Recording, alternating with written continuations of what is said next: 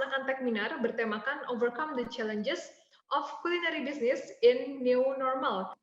Ini lebih ke internal sebetulnya, what we don't know.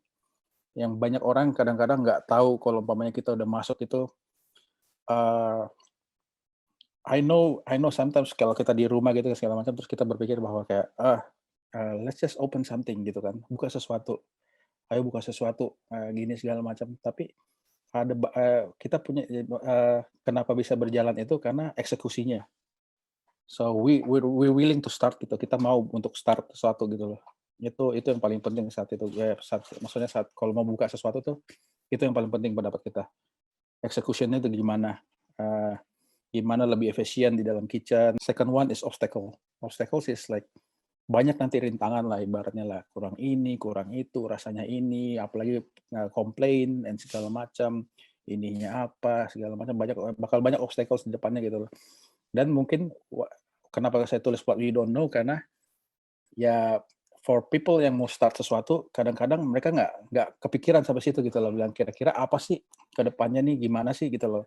Ini nih yang EOP ini yang saya bilang ini execution, obstacles, and persistency. Itu saya rasa hal yang sangat sangat mendalam dan betul-betul harus dipegang gitu loh. Kenapa eksekusinya harus gimana, jadi nggak mandat di tengah-tengah gitu loh ininya. Terus yang terakhir ini persistency. Persistency as in there will be time so far selama ini emang kita selama menjalankan usaha semua kayak gitu sih. Persistency itu dalam artian, gimana sih kita jalan terus gitu loh. Sometimes, selling-nya turun, selling-nya naik, sometimes turun segala macam, terus ada lagi PSBB dan segala macam, keadaan-keadaan kayak begitu. Sometimes itu yang akan, kadang-kadang dampaknya keras buat usaha-usahaan UMKM yang baru sekarang gitu loh. Dampaknya keras dalam artian kita kayak, waduh patah semangat gitu jadinya kan, waduh kok gini sih, selling-nya cuma segini doang, biasanya segini segala macam, terus kita lama-lama turun semangatnya, tutup gitu loh. Nggak ada pelanggan, atau gimana segala macam, ya kita tetap harus ada aja terus gitu loh, harus semangat terus jalaninnya. Makanya that's why I say eksekusi, obstacle itu bakal ada dan harus dilaluin aja, makanya dengan ada persistensi harus dilaluin aja ininya. Gimana caranya, yang tadi kan internal, apa yang ada dalam kita, yang ini sekarang yang eksternal ya ini sih, harus perhatiin trennya juga gimana. Trennya nih lagi apa sih yang lagi orang doyan gitu segala macam. Terus kalau kita lihat kompetitor, we looking at someone yang sudah pernah ada eksistensi dan kita mau ya ini sehat lah sama mereka lah. Gimana sih biar bisa lebih baik dari mereka atau segala macam. That's why what we should know gitu kan kalau dari faktor dari luar. Terus yang kita mau tahu juga global positioning ini sebetulnya lebih ke kita ini mau kemana gitu loh, arahnya kemana, kita mau jadi kayak brand kayak apa, itu udah harus ada di kepala kita. At least udah harus ada gambarannya sih. Terus product knowledge is very important actually. Product knowledge itu makanan apa sih yang kita mau jual, bentuknya gimana dan segala macam, itu penting menurutku. What we should really know itu product knowledge sama consumer behavior-nya. Ya kayak sekarang kan kita berbicara new normal. New normal is just a new thing, ibaratnya it's a different lah, beda lah jadinya. Jadi consumer behavior-nya consumer juga pasti berubah sih. Jadi this is what we actually really know untuk di luar sih dari eksternal. Terus how we survive sekarang, lebih ke marketingnya sekarang kita direct aja, terus lebih ini aja, lebih frontal aja ibaratnya, lagi kita ngegas terus ininya.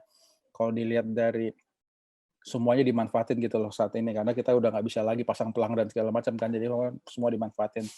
In terms of financial, how we survive ya pretty much kita beli apa benar-benar harus dijaga aja, apa yang harus dibeli, apa yang itu segala macam betul-betul harus di ini.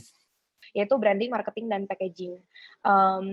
Karena menurut aku banyak yang nganggapnya kayak oh ya udah segini tuh udah cukup buat aku, atau misalnya kayaknya ini udah bisa diterima deh buat orang gitu. Sedangkan di era online kayak gini orang tuh semua tuh kan pasti banyak banget kayak TikTok lah, Instastory lah.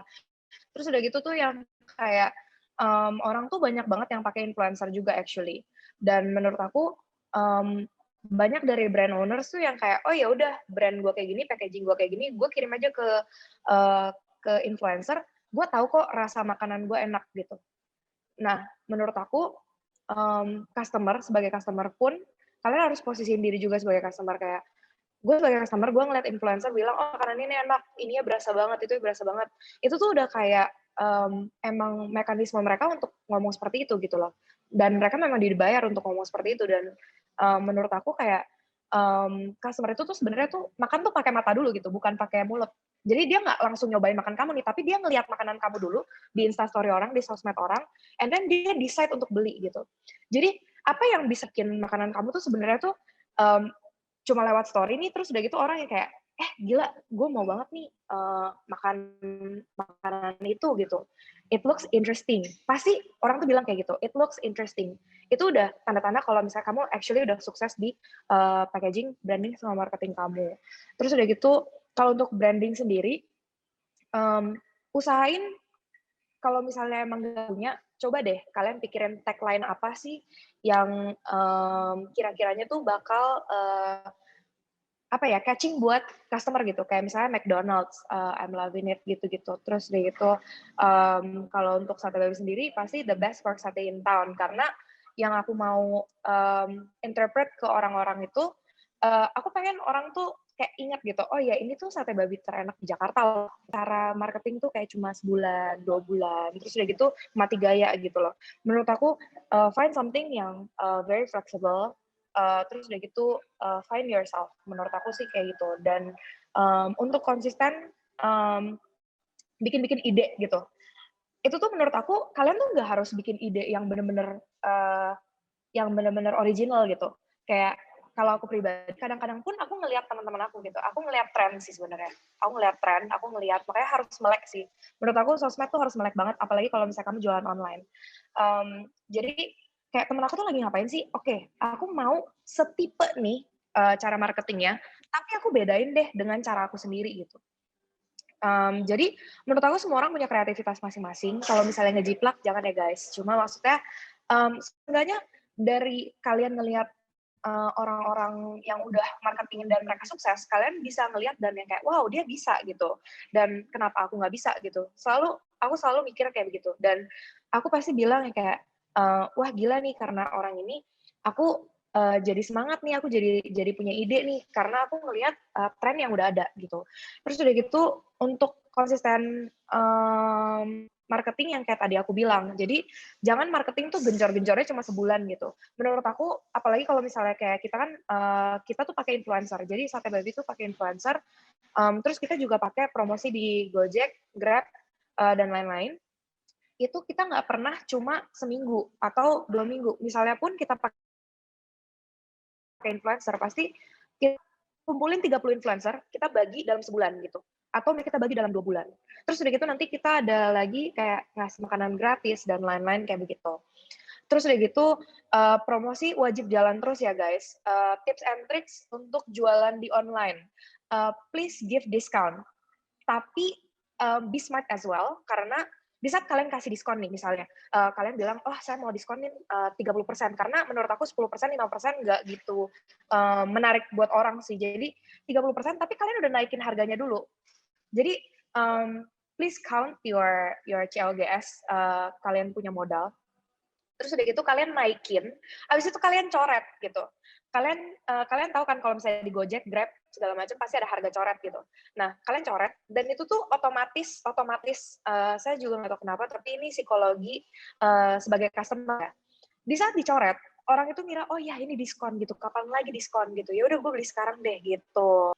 Sebenarnya apapun collab-nya, itu menurut aku nggak harus melulu makanan sih.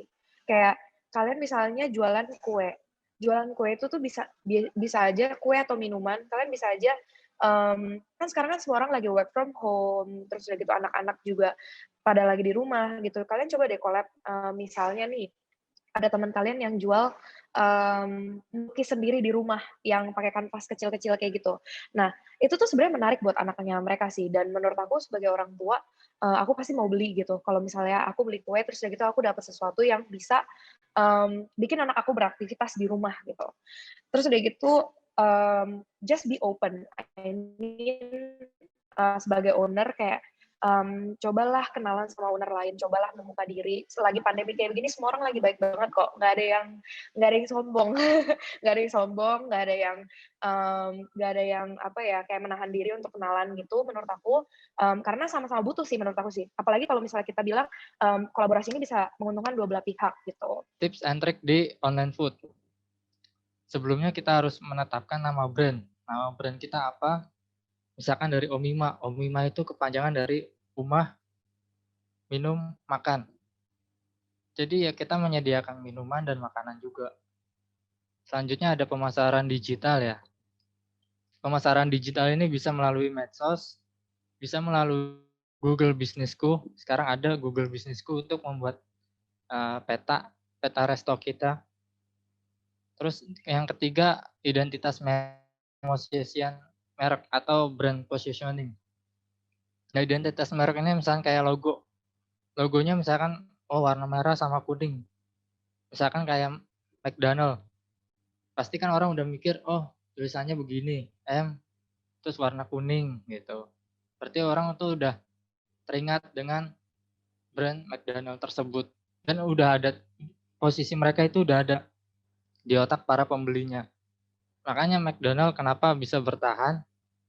Ya itu, karena dia sebelumnya dia melihat identitas merek dia tersebut gitu. Komunikasinya kayak gimana.